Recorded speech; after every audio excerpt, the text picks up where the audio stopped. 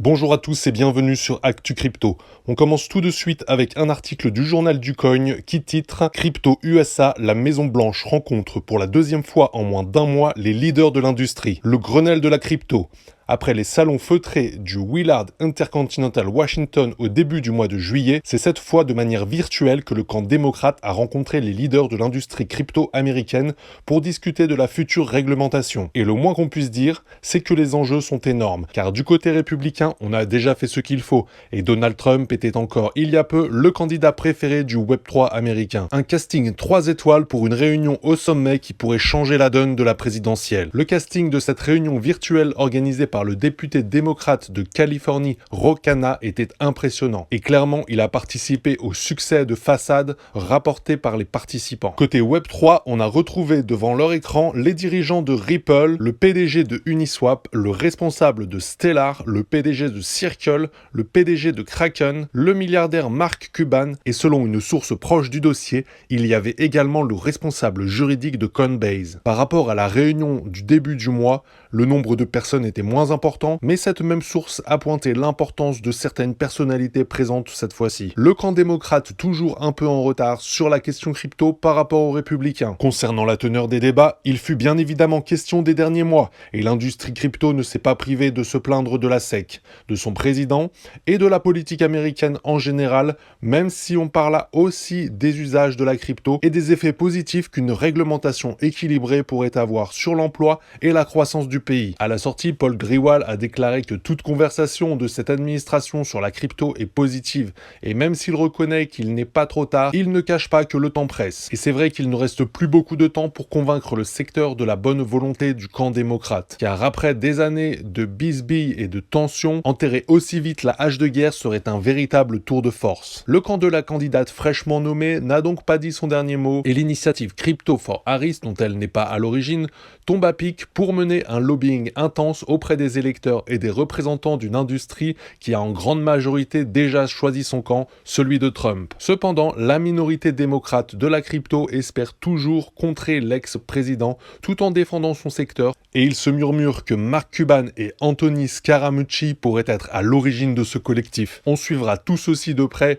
car le destin de la crypto américaine, donc mondiale, se joue peut-être en ce moment. On continue avec un article de Cryptonaut qui titre « Ce millionnaire dévoile son portefeuille et annonce la ruée vers l'or numérique ». Le millionnaire Luc Belmar dévoile son portefeuille et pourquoi les mêmes coins et la crypto sont le début de la ruée vers l'or numérique. Luc Belmar est un entrepreneur argentin devenu multimillionnaire grâce à la crypto. Il a investi des millions de dollars dans divers projets et a construit sa fortune grâce au e-commerce notamment. Luc voit la crypto comme une opportunité générationnelle. Il appelle la ruée vers l'or numérique. Il dit, je cite, « Nous sommes en 1848 et dans les colonies de l'Est des États-Unis, des rumeurs commencent à circuler selon lesquelles à l'Ouest, il aurait été trouvé de l'or près de ce qu'on appelle l'American River. Le président le valide quelques mois plus tard et 300 000 migrants se déplacent d'Est en Ouest dans l'espoir de trouver de l'or. Aujourd'hui, nous vivons dans la ruée vers l'or numérique. Votre capacité à accéder aux informations, aux ressources et aux connexions est au bout des doigts, c'est fou. C'est quelque chose qui n'a jamais été possible auparavant, une opportunité sans quitter le confort de votre maison. Est-ce facile? C'est beaucoup plus simple que d'aller d'Est en Ouest face aux voleurs, aux mauvais terrains, aux animaux dangereux. Mais pensez-vous que seuls les mineurs sont partis vers l'Ouest? Non, les gens ont changé de métier. Il y avait des médecins, des avocats, des banquiers qui disaient « Hey, tu sais quoi? Il existe une opportunité qui ne sera pas éternelle et je dois en profiter. » Et ceux qui prennent des risques, ceux qui comprennent qu'il existe des opportunités en dehors du confort, sont ceux qui sont les pionniers de ces choses. Mais ce que vous réalisez, c'est que même si vous dites « Hey, vous savez quoi? Je ne veux pas courir le risque de cette première vague d'aller en Californie et vivre la ruée vers l'or californienne. C'est trop risqué pour moi. » Mais ce qu'il faut comprendre, c'est que de cette ruée vers l'or est née une industrie aurifère vieille de 200 ans. Il y avait deux individus qui déplaçaient et transportaient des personnes d'Est en Ouest et déplaçaient et transportaient de l'or. Leur nom de famille est Wells et l'autre s'appelle Fargo. La banque Wells Fargo gère aujourd'hui des milliards de dollars d'actifs, mais cela a commencé commencé lorsque les mineurs avaient besoin d'un endroit où placer leur or. Ainsi, la ruée vers l'or a également créé des entreprises et des opportunités bilatérales. Vous n'êtes donc pas obligé d'être en crypto. Ce que vous devez comprendre, c'est que la cryptographie est un aspect de la tendance macro, le récit macro, selon lequel les gens passent toute leur journée sur Internet. C'est juste du pur gain. La ruée vers l'or numérique est là. Un autre individu, il traînait dans un de ces marchés de l'époque et il a commencé à entendre les mineurs se plaindre qu'ils avaient mal aux genoux, que leurs poches se déchiraient lorsqu'ils essayaient de mettre l'or ou leurs outils. Il a donc commencé à chercher une solution et a proposé un jean en denim. Il s'appelait Lévi-Strauss. A-t-il extrait de l'or? Non, mais il s'est enrichi dans le processus parce qu'il a résolu un problème en comprenant que dans la macroéconomie, il y avait une opportunité. Créer des entreprises sur Internet et gagner de l'argent en ligne est donc une nouvelle opportunité. Cela va donc au-delà de la cryptographie car je sais que la crypto peut être une niche pour certaines personnes, mais cela peut être le forex. Il peut s'agir de n'importe quel type de domaine qui exploite Internet. L'échec, ou pour moi l'opportunité manquée, c'est de ne pas profiter d'Internet, à quel point il est facile et accessible pour nous tous. En effet, la crypto et surtout les meme coins a d'ores et déjà permis de créer de nouveaux millionnaires. C'est cette recherche de l'argent rapide qui a poussé les meme coins sur le devant de la scène. Le risque est proportionnel au gain, mais avec l'essor des meme coins Solana, de plus en plus d'opportunités se présentent. La ruée vers l'or a également démarré avec la spéculation. C'est d'ailleurs ce qui a provoqué l'une des premières crises aux USA, lorsque Jay Cooke a investi dans l'industrie ferroviaire avant de faire faillite. Pour Luc, les meme coins sont d'ailleurs la forme la plus honnête de cette spéculation qui touche tous les secteurs. Il dit, je cite, « C'est ce que sont les meme coins. Donc une fois que vous avez rompu avec l'illusion du meme coin comme étant une blague, allez au penny stock market. La moitié de ces entreprises sont des mèmes. C'est une blague. Biotechnologie ceci, biotechnologie cela. Allez encore regarder le loup de Wall Street.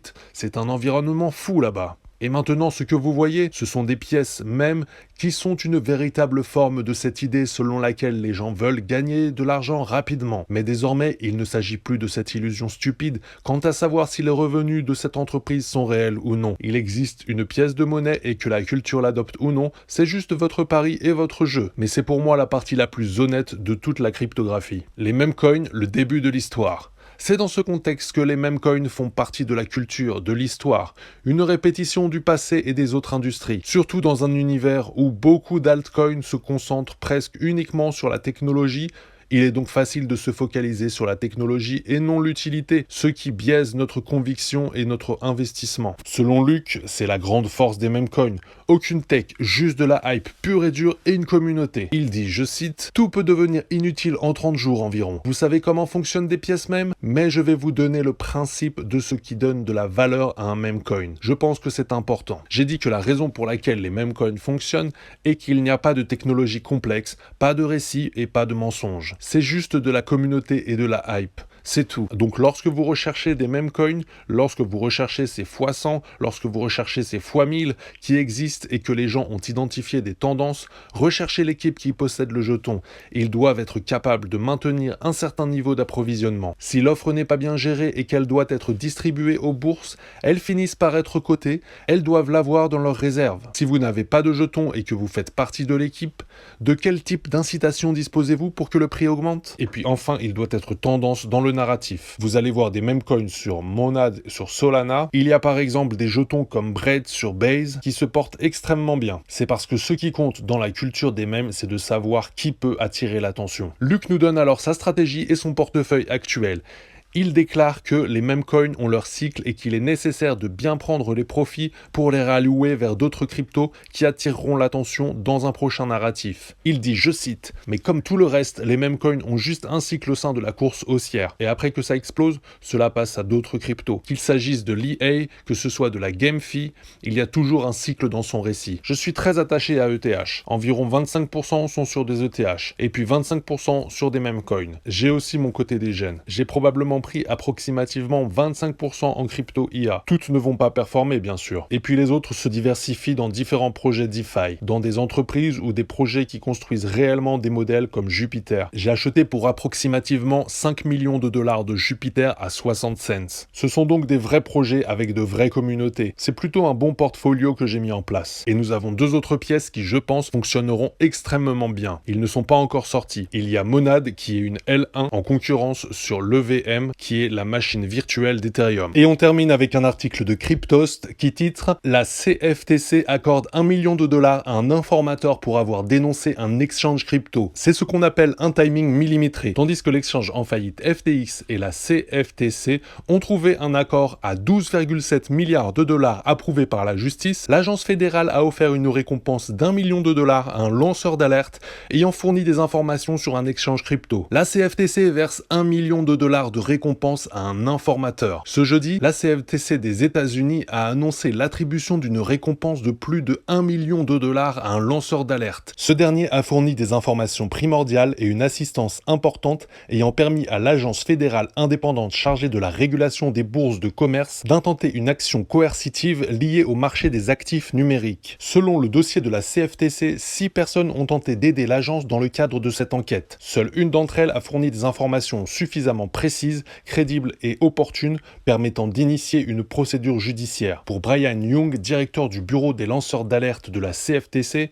les lanceurs d'alerte jouent un rôle de plus en plus important dans les mesures d'application de la CFTC dans le domaine des actifs numériques. Depuis l'adoption de la loi Dodd-Frank en 2010, la CFTC a la possibilité de s'appuyer sur des lanceurs d'alerte dans le cadre de ses opérations de régulation. C'est pourquoi, en 2014, l'agence a mis en place un programme de dénonciation. En 10 ans, 380 millions de dollars ont été accordés à des lanceurs d'alerte qui ont la possibilité de recevoir une récompense comprise entre 10 et 30% du montant des amendes infligées aux entreprises incriminées. Grâce à ce programme, des dizaines de procédures judiciaires ont été initiées, aboutissant à des sanctions financières d'un montant total de 3,2 milliards de dollars. Un timing pour le moins curieux. Ian McGinley, directeur de la CFTC chargé de l'application de la loi, s'est exprimé autour de ce programme de dénonciation. L'identification des comportements illicites sur le marché des actifs numériques est une priorité majeure pour la CFTC, d'autant plus que les Américains sont de plus en plus souvent victimes d'escroqueries liées aux actifs numériques. Au cours du dernier exercice financier, les affaires liées aux actifs numériques ont représenté près de 50% du dossier de la CFTC et la majorité des signalements effectués cette année-là concernant des actifs numériques. La CFTC n'a pas précisé à quels acteurs du secteur des crypto-monnaies il faisait référence, toutefois, le timing de son annonce ne semble pas anodin. En effet, le régulateur est prêt à recevoir 12,7 milliards de dollars de la part de FTX, la plateforme d'échange de crypto-monnaies ayant fait faillite en novembre 2022. Les deux entités ont réussi à trouver un terrain d'entente après 20 mois de tergiversation. L'accord a été validé par le tribunal de New York. Sur les 12,7 milliards de dollars, 8,7 milliards de dollars constituent des frais de restitution qui servent à rembourser les utilisateurs de la plateforme lésés par la situation. Quant aux 4 milliards de dollars restants, ils correspondent à une amende de redressement pour les gains obtenus frauduleusement par FTX. C'est tout pour aujourd'hui, merci d'avoir regardé cette vidéo jusqu'ici. N'oubliez pas de liker, partager et vous abonner et on se retrouve très bientôt pour une prochaine vidéo.